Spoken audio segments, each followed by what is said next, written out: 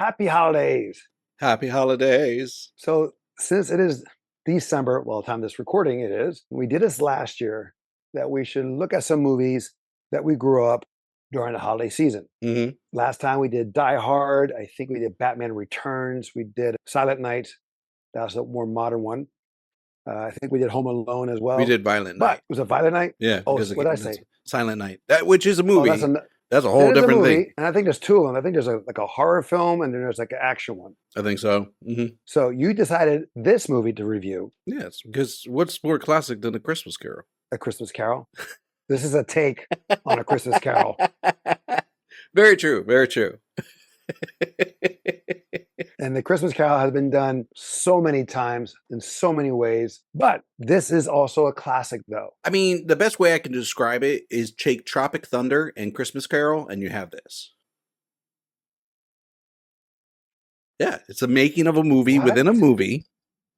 So it's a making of the Christmas Carol within the movie. Yeah, but he's the producer of that. He's not the star. I'm saying when you take two things and put it together, it's its own thing, but with hints of each thing. Mhm. So the hint of Tropic Thunder is like you have characters or you have producers, directors or whatever, that are trying to make the story. He's living the story as he's making the story. Okay. And then ends up being on the show anyways. That's true too. On Rotten Tomatoes, this is currently still scored at 71% by the critics and 71% by the audience. This is Scrooged.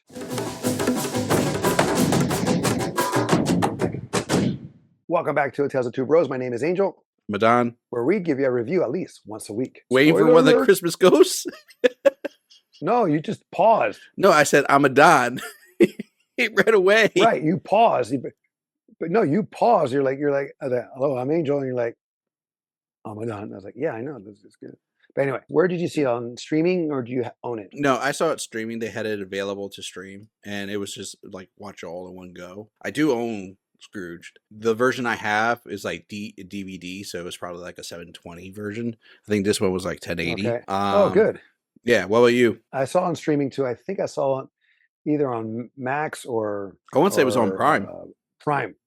Yeah, I think Prime. I saw on Prime. I saw it on Paramount Plus. I did not. Now, we have here starring Bill Murray, but did you know it was directed by Richard Donner? Right. What else has he directed?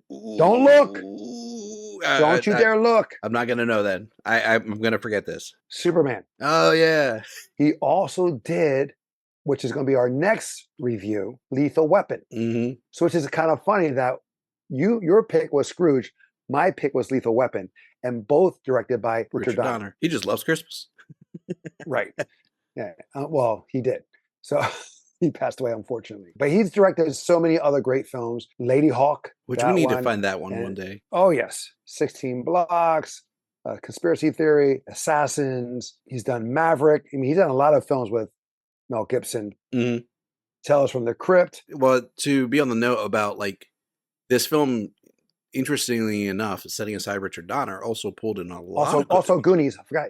He also did Goonies too. So I'm sorry. Go ahead. This film pulled in a lot of big names. Oh yes. For the casting alone, back in the day, even to this day. I mean, the infamous Bill Murray, right? Well, yes. You still to this day you can't talk and not know who Bill Murray is. But you also had John Glover. I love John Glover as an actor. Carrie Ann. He's also in Gremlins 2. Yes. Karen Ellen. And he's also in Batman. Let him talk. Batman and Robin. You interrupted me. I know I did.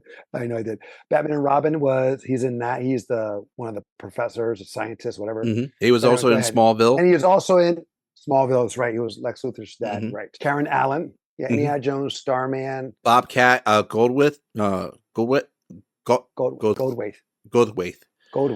God rest his soul. He was hilarious. He's not dead. I thought he'd passed. Is he still alive? Still alive?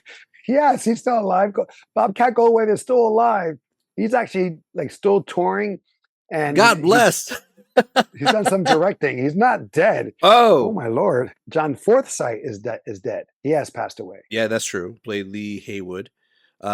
David Johnson, who goes to Christmas Past, he's still alive. Johansson. I'm correcting you now on names. Johansson. I'm going quick. Yes, I Johansson, know. Carol Kane. She's still kicking, but she's also been doing other stuff. She was in the show Gotham, and she was in Adam's Family and so forth like that. Right. She And she does a was lot of the great love character interest. roles. She was the love interest of Latka in Taxi, and she was also played Billy Crystal's character's wife in Princess Bride. She's done a lot of great roles. Oh yeah, that's true. She's She an did do amazing that. actor. Alfre Woodard, she played the secretary. She's done Hmm. voiceover work. She was in Star Trek, Salem's Lot. She's Hmm. done a lot of other stuff. Yeah, she played a character in Moon Girl Hmm. for Marvel. And then of course they had people playing themselves. They had Lee Majors, Robert Oh Goulet. yes, yes, yes, yes. I forgot about Lee Majors. Like when we first start watching the movie, me and Kim, we're Mhm. like, "Is this Scrooge? Are we watching the right thing?" I totally forgot the beginning. I Yeah. totally forgot that they're showing a show. Like you said, you're correct. Like Tropic Thunder, where you're like entrapped in one thing, and then you figure out it's something else. Yes. So And yeah, then you have a lot of big names here, which was great. And you see some people that we know, like Buddy Hackett, Jamie Farr, Michael J. Pullert, Robert Mitchum. There are some great moments here, a lot of great moments. But one of my favorite moments when Lou, his former boss or mentor, comes as a ghost, and the whole scenery, when he's there, the whole scene, he's getting shot and he's ignoring him. Everything is blowing up behind, the glasses and all that stuff. He takes a drink and it just pours out. A mouse pulls out a golf ball out of the head. But mhm. when he grabs Bill Murray, or Frank, if you will, out of the building outside in the glass, and his arm is like mid lodged in the glass. Oh yeah. It's a good shot because you see the special effects. Of course, he's being pushed through the window, Mhm. but then the arm is going through the window, still locked in to continue the shot, which was thought was genius and smart. And I thought it was really cool aspect on how they pulled that off. So that's one of my favorite moments. What about you? I don't know why I get a kick out of, like, slapstick comedy. So the Ghost of Christmas Present, Oh, yes, her. when she flies in and she kicks him, and every Hits him with time a toaster. hits him, yeah, and he follows up with the line, "The bitch hit me with a toaster." And it was like almost like No. Three Stooges kind of comedy going on with that. Hmm. Yeah, definitely. The interactions with the ghost, the Ghost of Christmas Past and Christmas Present were the most hilarious. Obviously, uh, Oh, go ahead. even though this is directed by Richard Donner, Yeah. it had a very Tim Burton feel, Oh yeah. Absolutely. especially the Ghost of Future. Hmm. He opens the cowl or the cape, what have you, and the monsters or the people that show up. That's very Tim Burton. Absolutely. The Um, Lost Souls of Torment or something like that in the future. right? Yeah, yeah, yeah. Which is also kind of funny because you see them again and they're like eating like Singing. singing and eating apples or something like Right. It that. was just a little gross. But also you have Danny Elfman doing the musical score, which has done so many for Tim Burton. Batman, Hmm. Pee-wee's Big Adventure, Edward Scissorhands, Beetlejuice. So when he's doing this project, it had that feel. Hmm. Granted, this movie came out before Batman, Yeah, but this yeah. came out in 1988. So Batman was 1989. And Beetlejuice was, of course, before that. What about weak moments, though? The setup, it's like before the ghosts start getting into it, it felt a little bit weak on that. What do you mean? Like introducing his character and like I understand the theming that they were going for, but like if that was going to be his whole thing, I was going to lose interest pretty quickly. So the fact that they brought in the ghost pretty quickly s- saves it very well for me. Did you It have just a seemed really good rushed. week? Yeah, yeah. They seemed A what? rushed, but Did I I have a think. what? Do Did you I? have a weak Did you moment? say? Do I have a weak moment? No. I just think maybe like his turnaround was like kind of too quick when he sees like his death and he's gonna be about to be burned. Oh, his brother that played in the movie Yeah. is his real brother. Oh yeah. And the person who played his father, I believe, is also his brother. And one of the guys who was in the party is also his brother. Seriously, all three of his brothers are Yeah. there. I did not know that. But yeah, Earl Cross, the guy who played the father, they're Hmm. like the Baldwins, like multiple brothers. No, you're right. Yeah. James Cross is John Murray, and Uh-huh. But no, then I'm just saying it could be a cousin. You know what I'm saying? Because I'm not sure, like in the sense of the last names, but I know for a fact the person who played his brother is actually his brother, Okay. definitely for sure. And then again, there's another guy that was at the party, the Christmas party with his brother, that little small gathering is also his brother for sure. And but then the brother's girlfriend or fiance, she's like in so many shows now and movies. Like she's really done well for herself.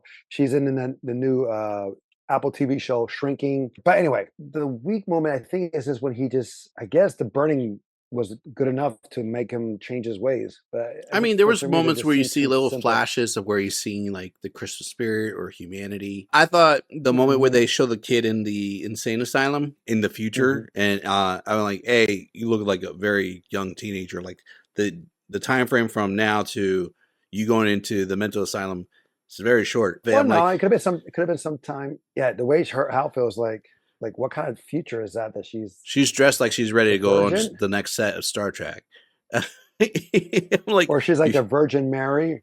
Like, Yeah, I'm like that doesn't look like a practical outfit. I agree. The Ghost of the Christmas Future wasn't too intimidating, but I mean, when you look at Christmas Carol, Ebenezer got it easier. All he saw was his gravestone, where Bill Murray's true, character is literally feeling the burn. true. You know what? You're right. Then I stand corrected. You're right in that comparison. Yes. Christmas Story is a pretty dark story when you think about it. Not Christmas Story, Christmas Carol.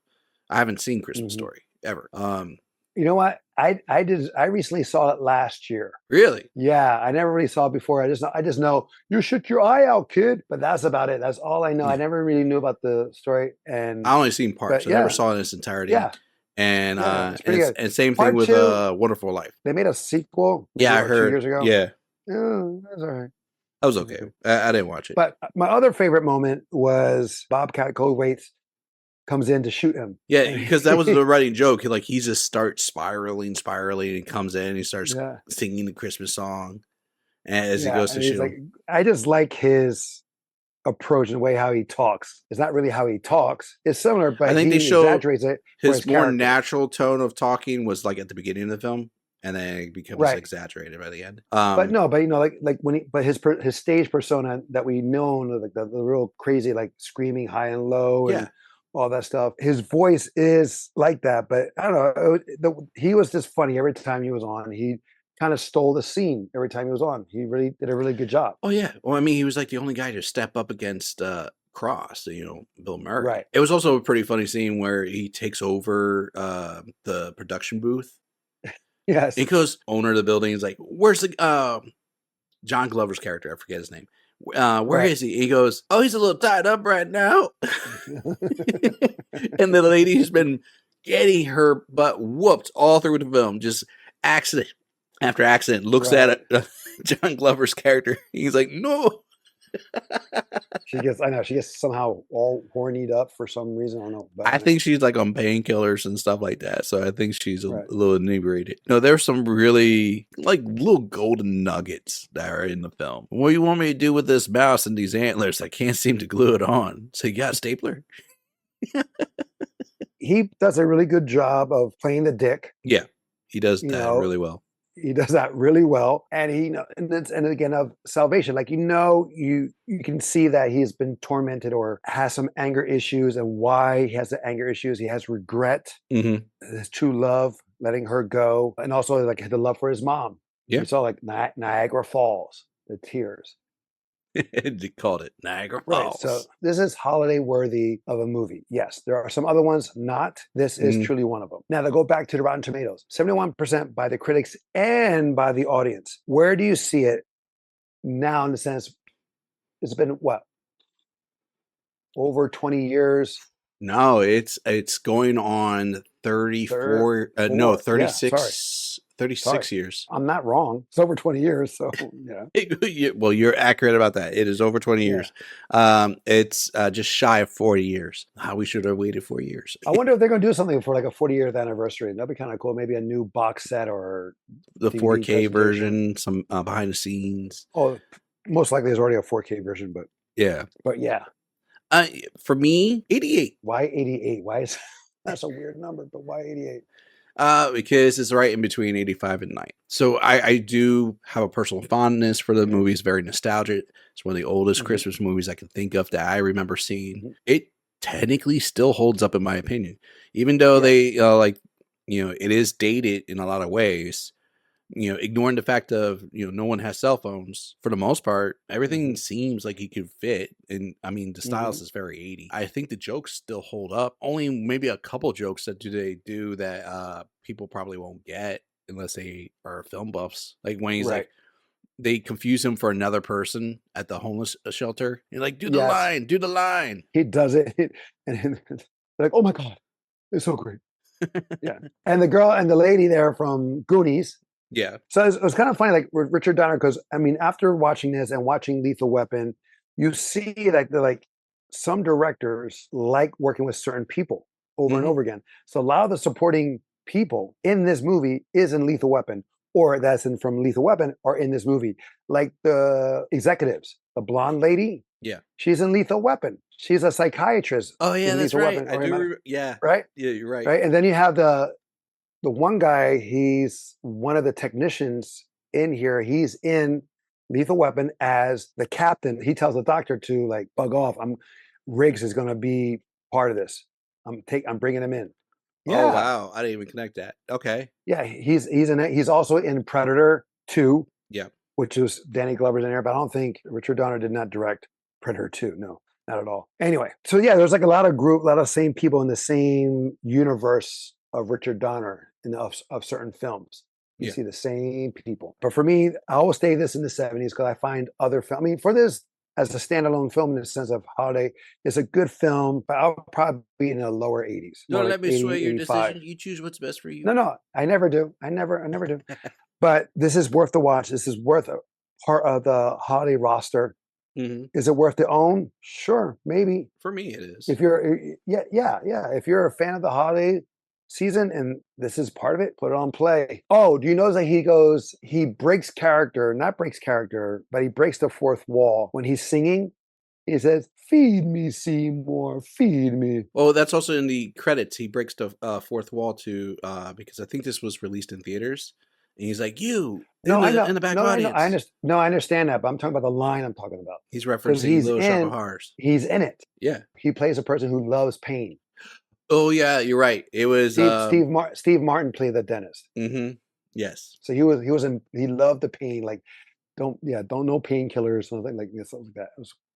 It was just funny. I just found it hysterical. And it was weird that he made that statement. I don't know. Maybe he just had a fun time or just finished filming that scene. Maybe. All right, guys. That is our throwback review of Scrooged. Have you seen it? What was your favorite moment? Let us know in the comments below. And don't forget to follow us on Instagram. Until next time, will be the next time. I'm Angel. I'm a Don. Happy holidays, bro. Happy holidays.